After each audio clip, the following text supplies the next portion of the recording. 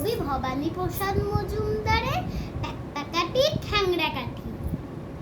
আমার দেহে হাড় গোনা যায়, তোর তাতে কি ক্ষতি? হারকিউলিস হবার তো নেই অন্য কোনোই গতি। মাসকলাইয়ের ডাল না খেয়ে মাস্কিউলার বডি, দুইটি হাতে ধরেই দাঁতে বাঁকাই লোহার রডি। সবজি খেয়েই কবজি দুটো দেখ না কেমন খাসা, গুন্ডা ডাকাত সব কুপকাত হারায় মুখের ভাষা। দাবনা দেখেই ভাবনা কিসের, হোক না ভীষণ সরু, ঠেলেই লাঠি খতম হাতি সিংহ ছাগল গরু। কাটি ঠাংড়া কাঠি দাঁত কপাটি দেহ, কিন্তু আমার হাত থেকে পায়নি কবুই কেহ। রোজ সকালে